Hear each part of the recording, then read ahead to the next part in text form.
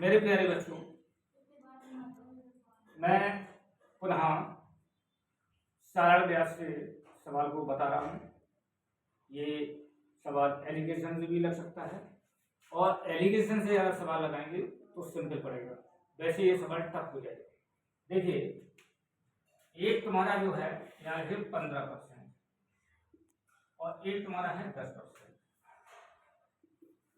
एक ऐसा निशान बना लीजिए, एक ऐसा बना लीजिए। ये कितना है? 12%। ठीक, इसको देखिए, यहाँ अंतर लिखना है। इसमें से ये माइनस कर लीजिए 3% होगा, इसमें से इसको माइनस कर लीजिए, ये 2%। अब इनका रेशियो ले लीजिए 2:3, तो इसको टोटल कर लीजिए 2 + 3 = 5। अब यहाँ देख लिया है 10% की दर पर दिया गया धन। 10% का मतलब यही हुआ, तो ऊपर कितना हुआ? 3 हुआ और नीचे कितना हुआ? 5। तो लिखिए 10% पर दिया गया धन, 10% पर दिया धन इक्वल टू कितना धन टोटल है? 15,000 रुपये। 15,000 गुणे 3 इसका टोटल 5। इसे काट दीजिए, 5 बन जा 5, 5 3 जा 0 0 0, 3,000 हो गया। अब इसमें कर दीजिए गुणा, तो 3,000 इंटू 3, तो बेटा कितना हो गया? 9। ये रुपये उसको दिए हैं, 9,000 रुपये दिए हैं।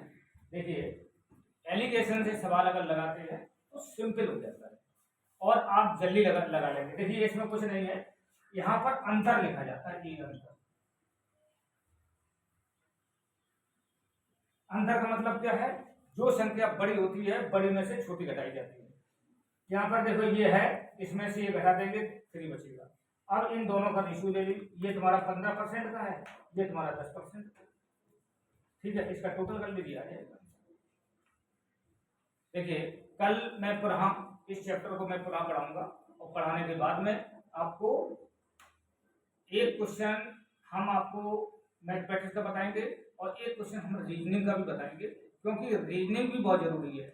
अगर आपका मान लीजिए बाय द वे मैथमेटिक्स में नहीं हो पाया तो रीजनिंग, क्योंकि नंबर बराबर है, नंबर आपके बराबर है, रीजनिंग में भी सही हो जाए, मैथमेटिक्स में भी। ऐसा नहीं है कि मैथमेटिक्स में सही हो जाए और रीजनिंग में अगर गड़बड़ा हो जाए तो आपका फर्क नहीं हो सकता।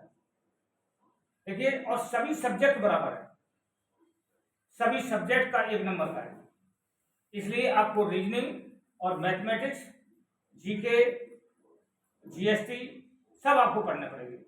जीके और समझिए विज्ञान सब वगैरह पढ़ने पड़ेगी, तभी आपका हो पाएगा। अदरवाइज, और डेली आपको न्यूज़पेपर और पढ़ने पड़ेगी, डेली। ये नहीं है चुपचाप करके सो गए, डेली आपको न्यूज़पेपर भी पढ़ने पड़ेगी। और खासकर से एक क्वेश्चन जो आपका जो युद्ध चल रहा है अमेरिका और इजराइल में, इससे भी एक क्वेश्चन निश्चित आएगा, निश्चित का 2 क्वेश्चन भी हो सकते हैं। जो आपकी अभी आईपीएल भी हुआ है, खेलों से संबंधित भी होता है। ठीक है, खेलों से मतलब ये होता है कि एक दूसरे की दोस्ती होना, एक दूसरे से सहयोग करना, मतलब ये होता है दोस्त, खेल का मतलब होता है। ठीक है, खेलों से संबंधित भी आएंगे 1-2 क्वेश्चन। ठीक है, कुछ हिस्ट्री से आ जाएंगे, ज्यादा कोई टफ नहीं है, लेकिन आपको पढ़ना कैसे है वो चीज आप उसे सेलेक्ट करेंगे, हम नहीं कर पाएंगे। और कम से कम इस समय जो बच्चों को है, कम से कम 8 घंटे पढ़ना चाहिए डेली। यहाँ पढ़ने के बाद में जो बच्चे 8 घंटे से कम पढ़ रहे हैं वो अपने को ये न समझे कि मेरा सिलेक्शन हो जाएगा, कन्फर्म है ये, क्योंकि 8 घंटा बहुत होते हैं। 2 घंटे 3 घंटे की कोचिंग, इसके बाद में 8 घंटे पढ़ना, 8 नहीं तो 7 घंटे तो मान ही लो कम से कम। बात समझे? अगर इससे आप कम तैयारी कर रहे हैं तो असंभव भाई। उसमें पुलिस में हिंदी भी देखनी है, हिंदी, और हिंदी सबसे टफ है, बहुत टफ है हिंदी।